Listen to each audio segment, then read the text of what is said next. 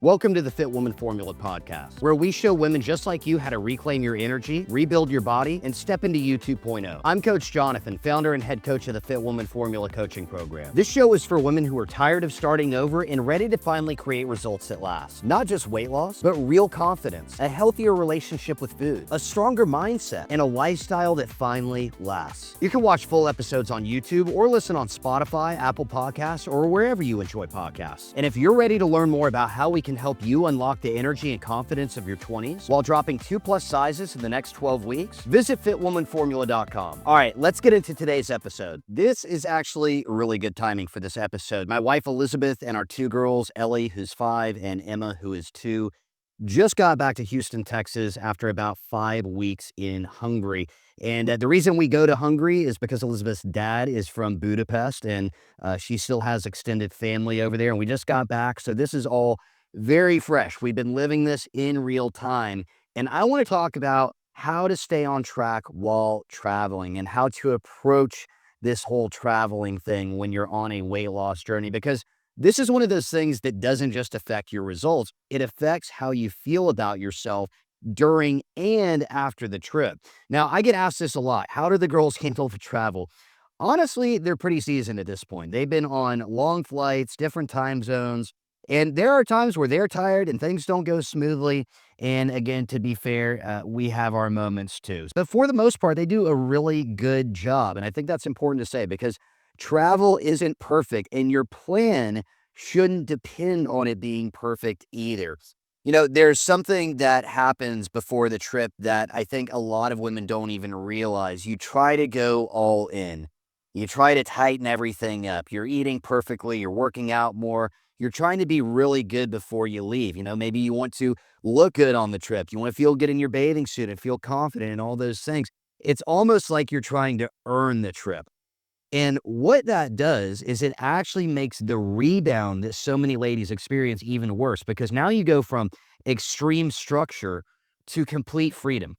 And there's no middle ground there. Because when you think about travel, you're usually thinking in extremes that you need to be perfect or, I'm just going to fall off. And the truth is, the problem is not about the trip. It's what comes after the trip. So look, we've spent a lot of time in Budapest. We were walking all over the place, finding spots that we really love. There's parks all over the place that the girls just love, really getting into a rhythm. And we actually went to what's called Lake Balaton for about a week. Beautiful blue water. I think this is the second largest lake in Europe. Super relaxing, lots of cool stuff to see. We wanted to spend a few days in Prague, which was amazing. Again, more walking, more exploring. And yeah, we had some really great meals. Now, one of my favorite things is what's called chicken paprikash. Okay. And this is actually something that I got introduced to from Elizabeth's dad. And we have a very American family, if you will, because Elizabeth's dad is from Hungary. Elizabeth's mom is from Mexico. And then we have my family. So when we get together for holidays, it's like tamales, chicken paprikash, or like goulash, which is like a soup, and then like all of the traditional stuff that my side of the family does. So it's kind of a mishmash of things. But chicken paprikash, what that actually is, one of the number one exports in Hungary is paprika. That's like the big deal over there. So chicken paprikash is this really delicious chicken dish that comes with homemade noodles. And a lot of the times it's not super hot like you might think, even though it's made with paprika. But it is absolutely delicious. I love it. But I'm not saying that here to flex the food. I'm saying that because you should be able to enjoy that and still stay on track. Now, let's talk about travel days for a second, because this is usually where things start to slip. You're in the airport, options are limited, everything is rushed, a lot of stress going on, right?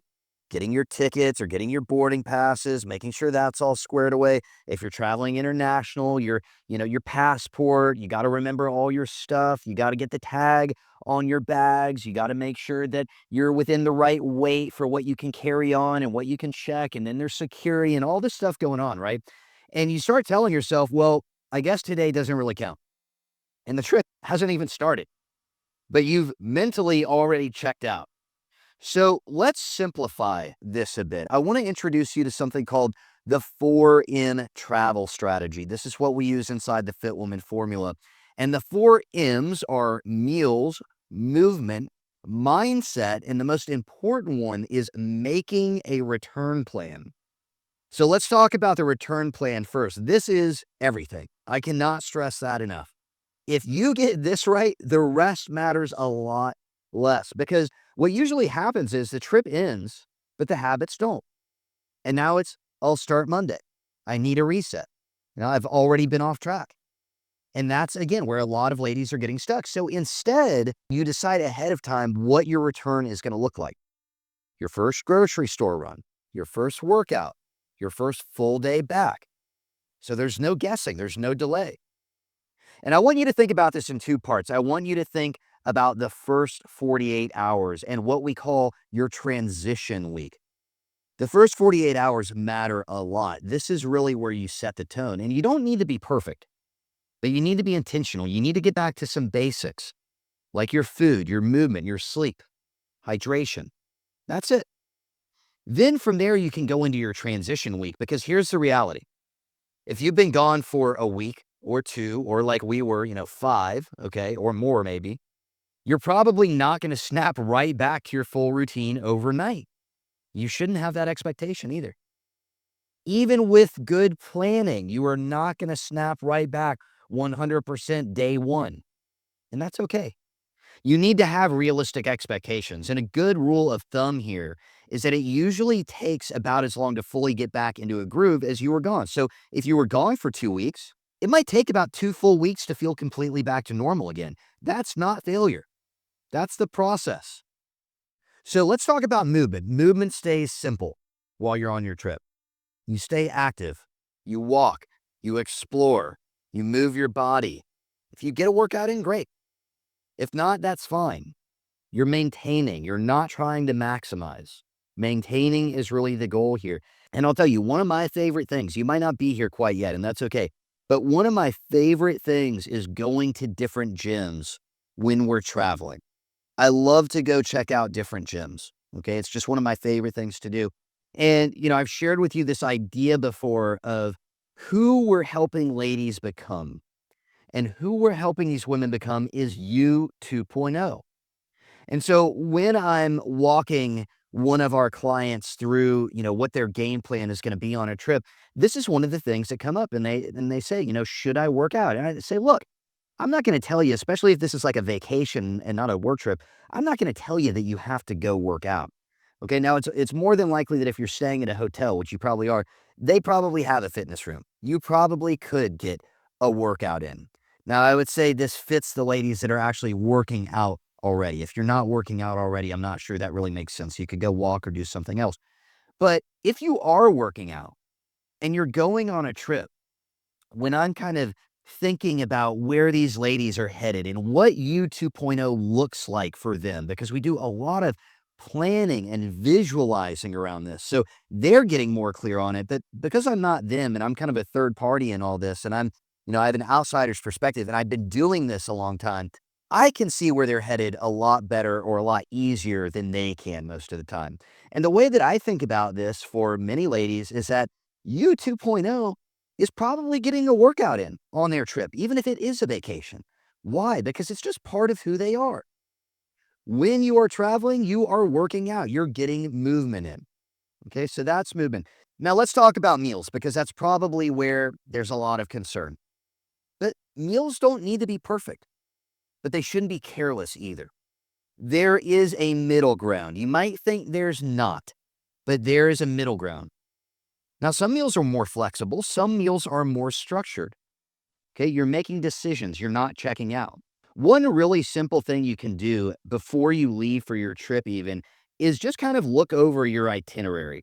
We don't go crazy with the planning. I mean, we have a pretty good itinerary, but you probably have some reservations at restaurants. Okay, you probably have some places that you're going to go and things you're going to see. You probably have a good idea of what you're going to be doing, right? And so what I would think about is this: it's like, what are my treat meals going to be? And this is something that I haven't mentioned in the podcast yet, but we're going to talk a little bit about language and where it fits into all this. Drop the cheat meal stuff. Okay, drop the cheat meal stuff. That's not helping you at all. This isn't an infidelity that you've got going on here. This isn't an affair. Okay, you're not cheating. This is part of your plan. 80-20, right? 80% whole nutritious foods, 20% fun foods, and probably a little bit more than 20% on a vacation or on a trip, depending again on what type of trip it is.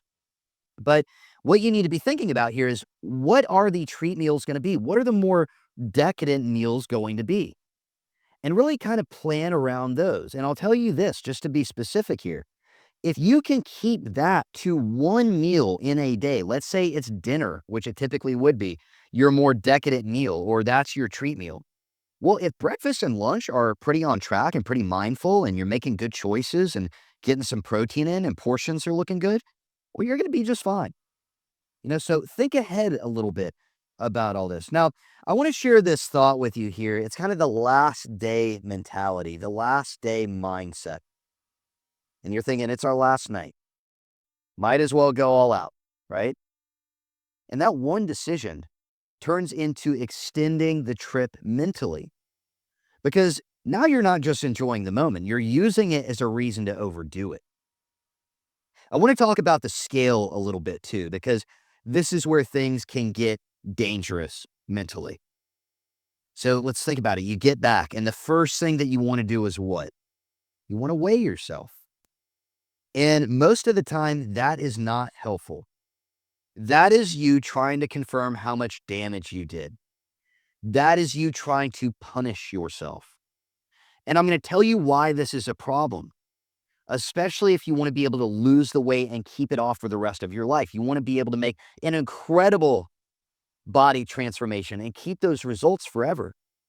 Well, what you're confirming to yourself here is that I cannot go and enjoy vacations without there being repercussions. In other words, travel and vacations don't fit into where I'm headed.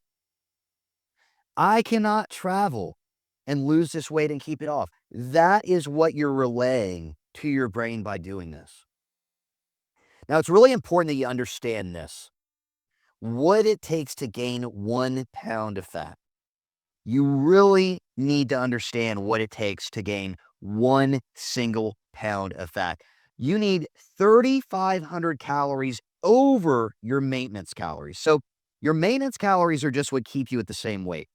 So let's say, for example, here, your maintenance is 2,000 calories. That would be 5,500 calories in a day to gain 1 single pound of fat. You probably didn't do that. Honestly, if you did, that would be pretty impressive. So if you probably didn't even gain 1 pound of fat, but you see that scale go up 3 or maybe even 5 pounds, you didn't gain 5 pounds of fat. What you're seeing is water. What you're seeing is sodium. What you're seeing is carbs. It's travel stress. It's sleep disruption. It is dehydration, believe it or not. It's a change in your water intake. It's one of the first things that goes out the window when you travel. That is it. That is it. So what does a successful trip actually look like? It's certainly not perfection. It's this. It's you stayed active. You went and explored. You got some steps in. Maybe you did get a workout in. You enjoyed your meals without spiraling. And you got back into your routine when you got home in a timely manner. That's a win. That is a big win. This is exactly how we coach inside the Fit Woman Formula. We build something, like I said before, that fits real life at home, while traveling, with kids, with busy schedules, with all of it. Because you should be able to enjoy your life and still make progress. Because let's think about this, ladies. What is the point in getting in great shape where you're feeling your best and you're looking your best if you can't go show it off and enjoy it on a trip? And if that's something you've struggled with, this is exactly what we help with. So if you've got an upcoming trip, don't stress about being perfect. Focus on your return plan. Win those first 48 hours. Give yourself a transition week or a transition period and step right back into your routine.